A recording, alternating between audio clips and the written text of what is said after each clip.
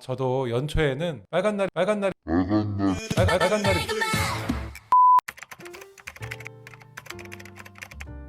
안녕하세요, 유정변사입니다. 달력에서 어떤 날이 제일 좋으신가요? 뭐니 해도 휴일인 빨간 날이죠. 저도 연초에는 빨간 날이 몇 개나 되는지 항상 세어려보는 그런 습관이 있는 것 같아요. 여기서 잠깐, 왜 달력에 검은색 그리고 빨간색 구분해서 표기를 하시는지 아시나요? 가톨릭 기도문에서는 성인의 축일이나 주님의 날인 일요일날 등 중요한 날은 빨간색으로 표기하는 관행이 있었다고 합니다. 이런 관행들이 가톨릭 교회 달력에 도입이 되었고, 그런 관행이 현재까지도 이어져 온 것이라고 합니다. 우리에게 휴일인 빨간 날, 대체 공휴일이 도입되면서 조금 더 늘었습니다. 그런데 6월 6일 현충일 토요일인데 왜 대체 공휴일이 없는 거지? 도대체 기준이 뭘까요? 여러분들이 빨간 날 쉬는 날로 생각하는 날들은 실제로는 관공서가 쉬는 날입니다. 빨간 날 쉬지 말라는 거야? 도대체 무슨 소리를 하는 거지? 언제 쉬는지는 법을 보면 알 수 있습니다. 두 가지로 좀 나눠서 생각을 하셔야 되는데요. 민간에는 근로기준법이 적용됩니다. 근로기준법상 일주일에 1일은 유급휴일로 부여를 해야 되는 것이고요. 이에 반해 공무원은 관공서에 공휴일에 관한 규정이 적용되어 일요일, 명절, 그리고 어린이날, 이런 기타 등등 휴일로 정해진 날에만 쉬게 되어 있습니다. 물론 여러분들 선거도 하시잖아요. 그런 선거도 공휴일로 지정을 하기는 합니다. 네, 이렇게 말씀드린 것처럼 엄밀히 말하면 민간에서 쉬는 기준과 우리 공무원들이 쉬는 기준은 다르지만, 이렇게 다르게 쉬게 되면 사회가 원활하게 돌아가긴 좀 어렵잖아요. 그래서 대체로 관공서의 공휴일에는 민간도 같이 쉬게 되는 거죠. 여기서 잠깐 제가 퀴즈 하나 내드리겠습니다. 제 말을 잘 들으셨다면 쉽게 답하실 수 있을 건데요. 그렇다면 공무원들은 근로자의 날에 쉴까요? 안 쉴까요? OX! 정답은 X입니다. 제 얘기를 잘 들으셨던 분이라면 X에 줄을 서셨을 텐데요. 관공서 공휴일에 관한 규정상 근로자의 날은 휴일로 되어 있지 않기 때문에 공무원들은 다 출근을 한답니다. 여담으로 말씀을 드리자면 법원도 관공서에 속하잖아요. 그래서 근로자의 날에 재판이 열린다는 사실입니다. 그래서 우리 변호사들은 근로자의 날에도 쉬지 못하고 종종 출근해서 재판을 하기도 합니다.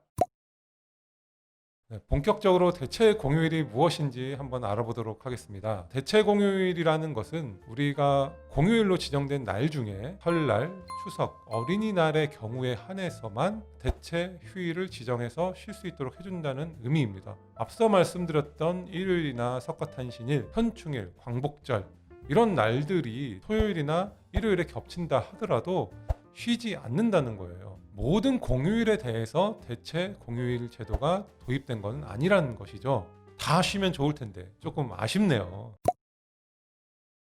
현충일이나 광복절, 이런 날도 상당히 의미가 있는 날인데 왜 이런 날은 대체 휴일에 도입이 안 된 것일까요? 모든 면에는 양면이 있습니다. 대체 휴일이 도입돼서 쉬는 날이 많아지면 당연히 우리 쉬는 입장에서는 좋지만, 급여를 줘야 하는 회사 입장에서는 비용이 증가되는 부분이 있는 것이거든요. 조금 더 디테일하게 설명을 제가 드려보겠습니다. 대체 휴일이 도입되게 되면 휴식을 충분히 할 수 있고, 그에 따라서 업무 생산성도 늘어날 것이고, 또 쉬는 만큼 바깥 외부 활동이 늘어날 테니까 관광이라든지 레저 활동, 이런 산업들도 활성화가 될 것이잖아요. 물론 우리나라 사회에 제일 고질적으로 문제됐던 장시간의 노동, 이런 부분들도 상당 부분 해소가 될 수 있는 것이고요. 이처럼 긍정적인 효과도 있지만 비용을 부담해야 되는 회사 입장에서는 상당 부분 큰 부담으로 또 작용하는 것도 사실입니다. 그래서 모든 공휴일에 대체 휴일을 도입한 것은 아니고요. 앞서 말씀드렸던 명절과 어린이날에만 한정해서 대체 휴일을 부분적으로 도입을 하게 된 것입니다.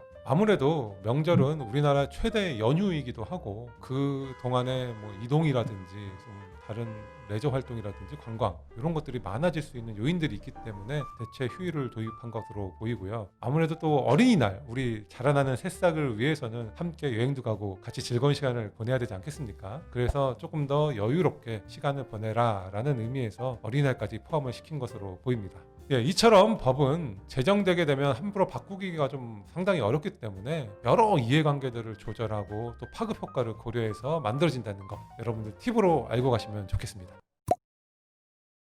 네, 여기서 끝나면 좀 아쉽죠. 하나 더 살짝 알려드리고 제가 가겠습니다. 근로기준법은 휴일을 지속적으로 확대해 오고 있는데요. 앞으로 몇 년 후면 공휴일도 유급휴일로 바뀔 예정입니다. 현재는 300명 이상의 근로자가 일하고 있는 사업이나 사업장에서 그런 유급휴일로 보장을 되고 있는데요. 2022년 1월 1일부터는 5인 이상 근로하는 사업이나 사업장 등까지 확대 적용되게 됩니다.